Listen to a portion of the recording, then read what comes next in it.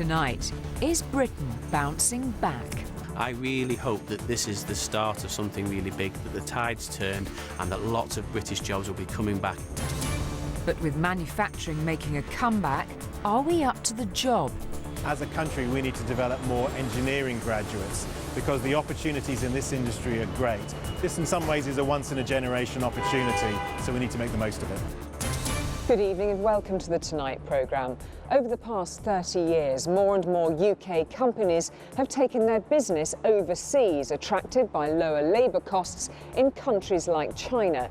But with those costs now starting to rise and confidence at home increasing, British companies are beginning to return, bringing with them jobs and investment.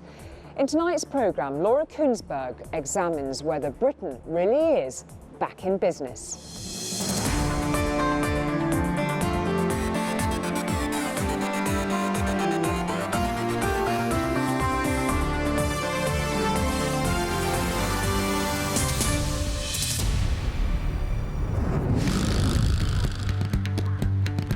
China, one of the world's fastest growing economies.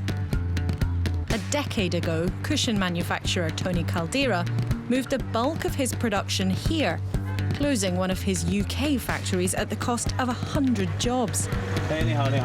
Like many others, he'd been lured to China by lower labour costs and an eager workforce. 10 years on, Tony's back, but for a very different reason. This time, he's downsizing his China operation and moving production back to the UK. It was absolutely heartbreaking about 10 years ago. I had to close one of the factories because, quite frankly, we couldn't compete with the Chinese. So I had a very simple choice. It really was China or bust.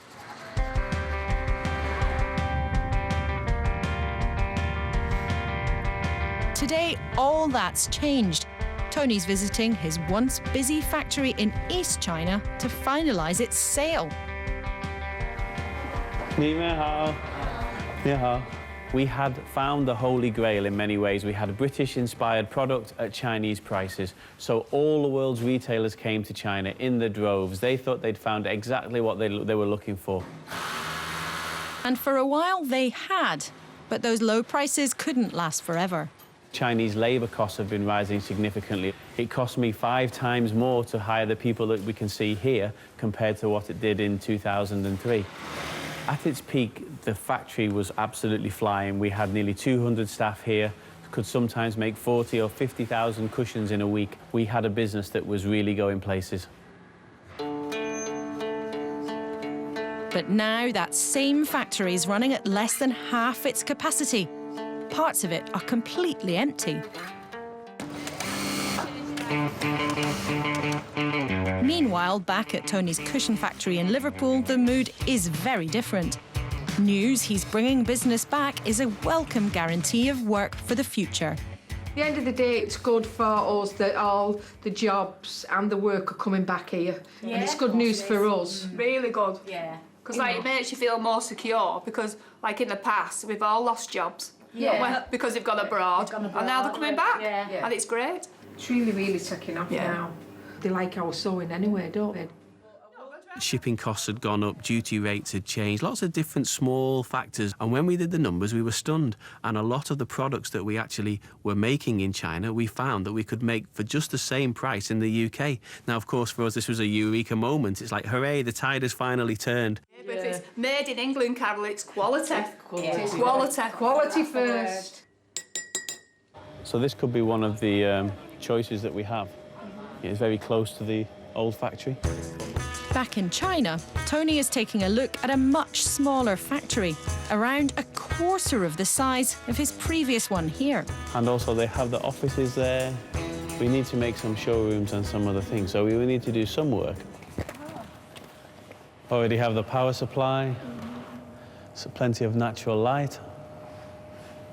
Maybe okay. It's a bittersweet moment.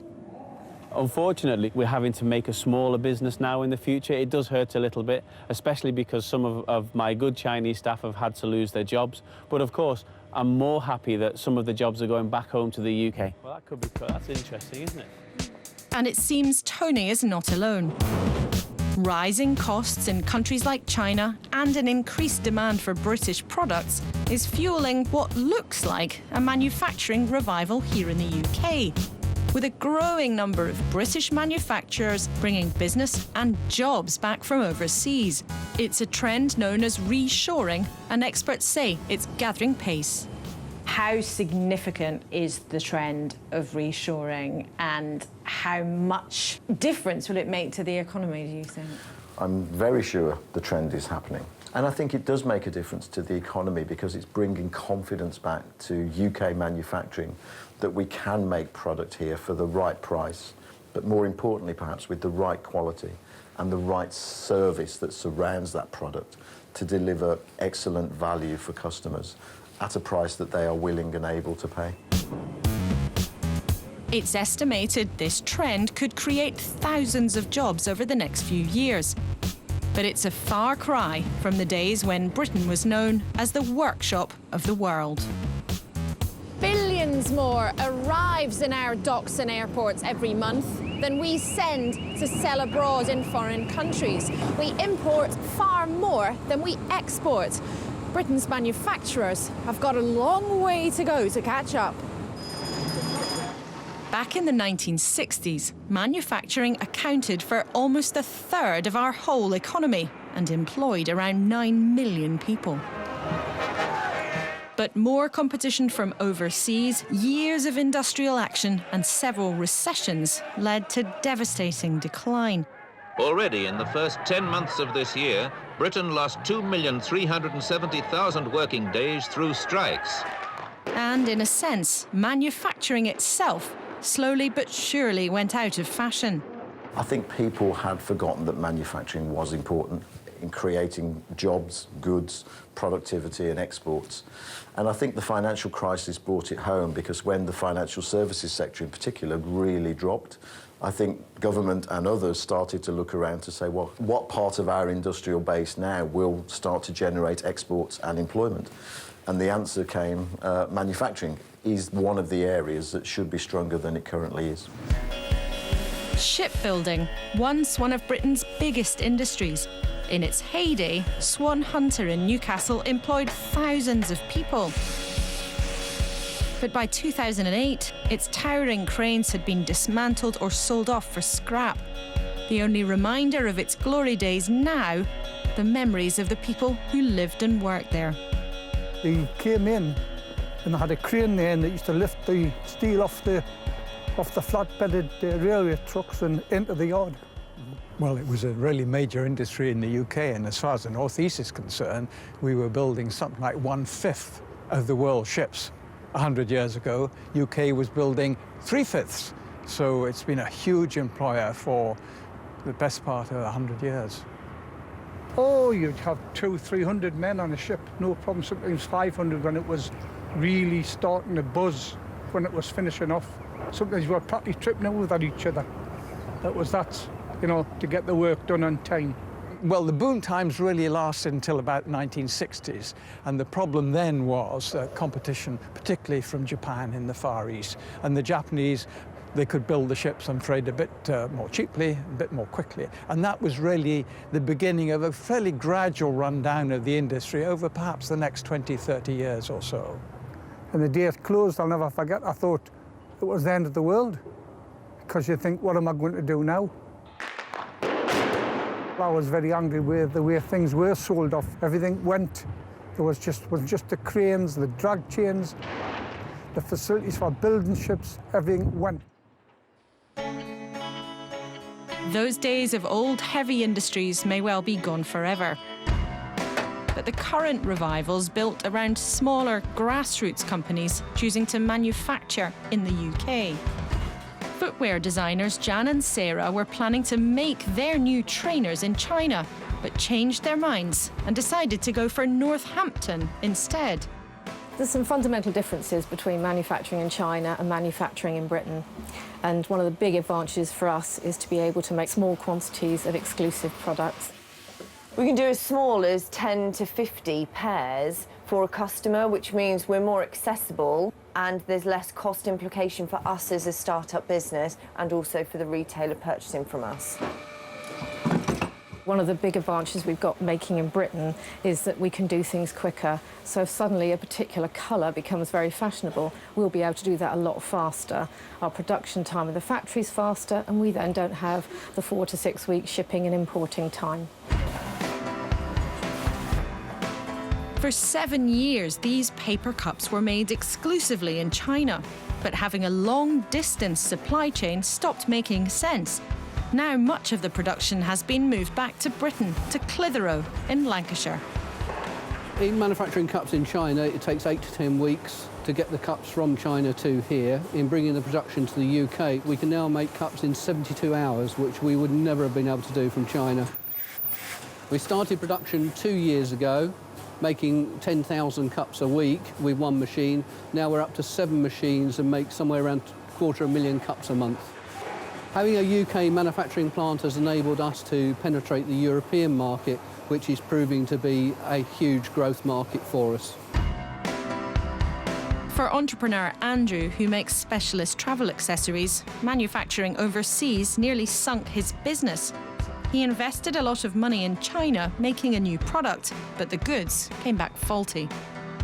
It was a nightmare. We received over £250,000 worth of stock from China that was totally shoddy, it was faulty. So we'd agreed a specification and we'd signed off a good quality sample, and the products that were sent just were nowhere near good enough. It was such a serious situation, and we very, very nearly went bust as a result of it. Business is now on the up. Andrew is backing Britain. We've decided upon a simple principle, and that's that if we can't manufacture the product in Britain, then we just won't manufacture it at all. But despite this feel-good factor among some smaller and medium-sized companies, it's still early days. In recent decades, the number of manufacturing jobs has plummeted from 9 million to 2.5. Will the revival in some parts of manufacturing ever provide the same kinds of numbers of jobs that manufacturing used to in this country? I suspect not. I mean, I think we won't get back to 9 million manufacturing jobs again. And I think there's the main factor driving that is we are much more productive. Manufacturing is using technology, it's using automation. It's much more productive than it was. That probably won't change. So hopefully our numbers employed in manufacturing do go up as manufacturing continues its bounce back, but it won't get to that sheer volume of a labour force that we had in the 60s and 70s. But it's not just manufacturers bringing business home. Over recent years, thousands of jobs were lost as some firms like banks and insurance companies moved call centres to countries like India to cut costs. But they were criticised for doing so. And now some are reversing their decision, bringing call centres and jobs back to the UK. Good morning, thank you for calling Santander. You're speaking to Lucas in Leicester. May I take your name, please? When Santander decided to move their call centres to India, they were bombarded with complaints by dissatisfied customers. All right, OK, no problem. I'll have a look for you. OK, have you got the account number on you, please? Now they've moved customer services back, much to the relief of staff here in Leicester. So you were working here when there were still call centres in India. What difference has it made to your job bringing them back? A huge difference. You know, every other day sometimes customers will say, you know, oh, I'm so glad to be through to a UK advisor. Makes your job a lot easier. It does, it does. It saves having to deal with complaints. And you know, because you're at the sharp end in complaints. That's right, yeah. I'm one of the people who's at the other end of the phone, getting the irate customer who's unhappy with the service. Maybe their queries hadn't been listened to, or maybe just not dealt with at all. And obviously the business decision was something that would cost more short term, because you know it costs more to employ UK advisors, but in the long run I do feel that it will have saved money, because you know the number of complaints will have dropped, the number of the amount of compensation we pay out will lower as a result of that, and generally speaking going forward I think it's a great move. And the decision created hundreds of jobs. Helen. Hello, Laura. It's really nice to meet you. Hi, Laura. Nice to meet you too. So how did you end up working here then?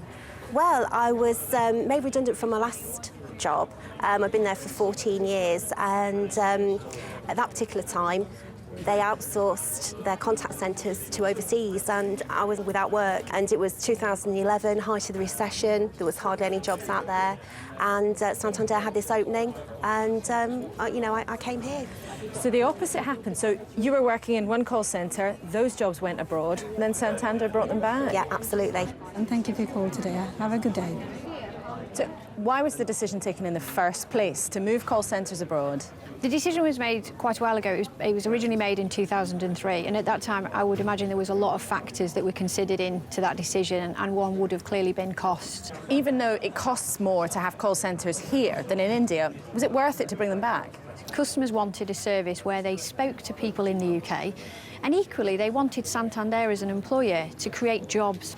So making the decision we did in 2011 created over 500 jobs in the UK.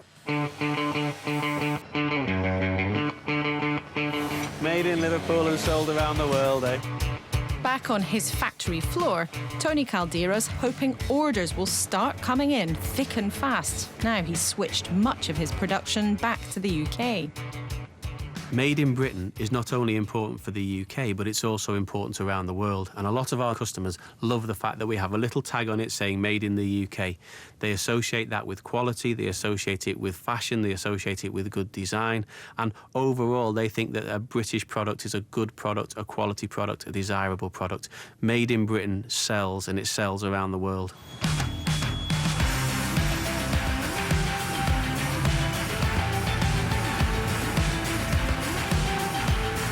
Tony's cushions have caught the eye of one of America's biggest home textile retailers. They like the fact they're made in the UK. So he's flown across the Atlantic to see if he can clinch a deal, one that could create 20 jobs in Liverpool.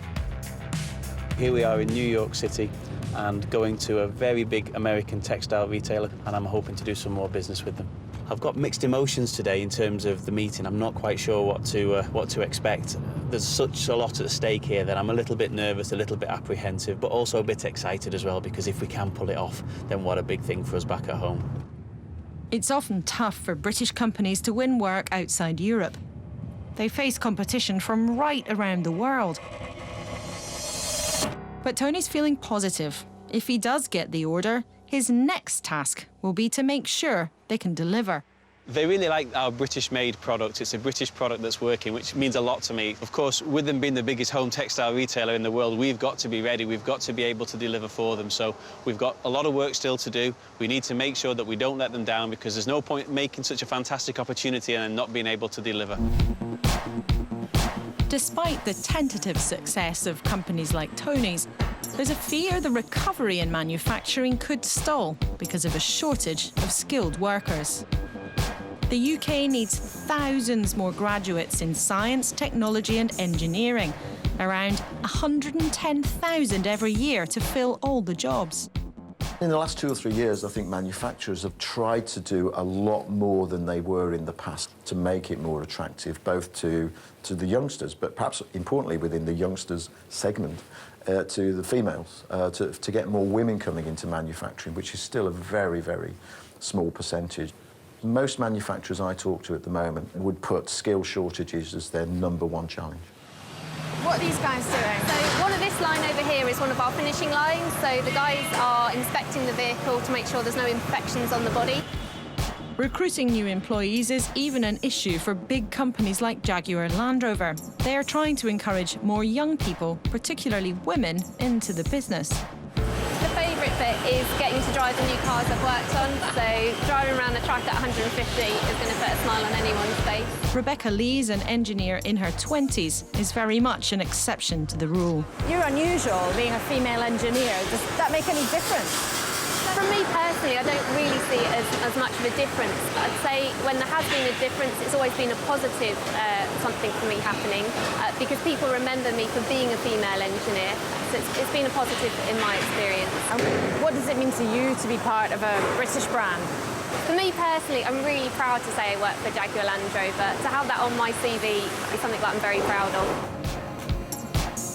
Thousands more jobs could potentially be created, as the number of cars being made here is growing and growing fast.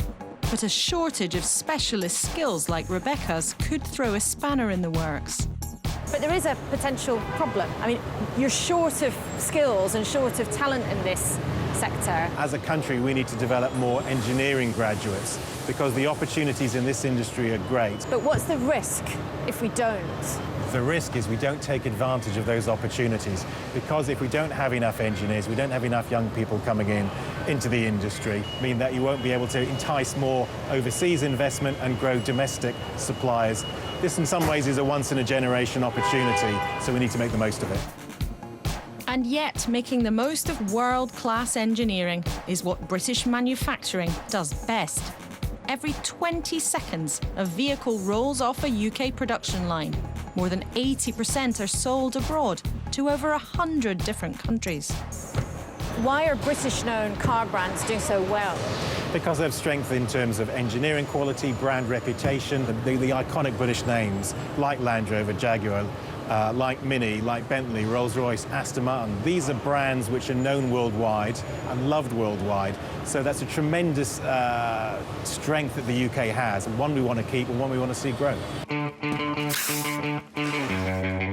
Manufacturer Tony Caldera admits he too is struggling to find enough skilled workers to keep up with demand. One of the potential downsides of us receiving some big orders in the new year is that actually finding staff, skilled staff, and sewing is a skill, can be quite tricky. I remember not long ago going into a community college where they were looking to actually train sewing machinists, and all the people in there, they didn't want to do the production jobs, they wanted to be designers, they wanted to be buyers, because a lot of people think it's not very sexy. They see Mike Baldwin's sweatshop on Coronation Street, and some people think, oh, that's not for me. And this is a problem that we're going to have to overcome. We're going to have to find ways and innovative solutions to get young people interested in manufacturing jobs. Over in the canteen, Tony's machinists remember the good old days. When I left school, they trained you up, and then after 6 weeks, you was like top of everything. Yeah. And then they put you on factory floor, and it was brilliant. That's what they did with us, yeah. They were the good old I was just made up when I left school because you had a job. I know. Yeah. You Made can't up. into any job though, No. then. Yeah. You can't now. You couldn't walk into any job, but you can't now. If this upturn in British manufacturing is to become a long-term success story, we need not only to create enough jobs, but to ensure we have the right people to fill them. It won't be easy, but for now at least, those at the sharp end believe in Britain getting the job done in an increasingly tough global market. The British factories that we work with deliver just such fantastic quality. We have had quality problems, but we just drive down the road or 100 miles up the road, and we know that by the time we've got there, the solution will probably already be presented to us by the factory. It makes us feel very good that we've brought 15 jobs back to the north of England, and over the next 2 years, that will increase to 30 to 40 jobs. For years, we've been getting our manufacturing and production from China and importing it to Britain, and we've not valued what we've got here on our own doorstep. And we're trying to make the most of that right now. I really hope that this is the start of something really big, that the tide's turned and that lots of British jobs will be coming back in manufacturing. A few more Union Jacks for your collection? British manufacturers are very competitive and are becoming more creative. They're very entrepreneurial. They are some of the best manufacturers in the world. I'm an optimist and I think that we can do this. I think Britain can actually compete in 2014. The government says it has invested millions of pounds in training and apprenticeships to boost the manufacturing workforce. Now, if you'd like more information on tonight's programme, please visit our website at itv.com/tonight. In the meantime, though, good evening and thanks for watching. Coming up next week, Chris Choi explores the phenomenal rise of the e-cigarette. Some say they could save millions of lives, but officials are warning we know far too little about them. Can Charity and Declan actually run Rachel out of town? We're back to Emma Day.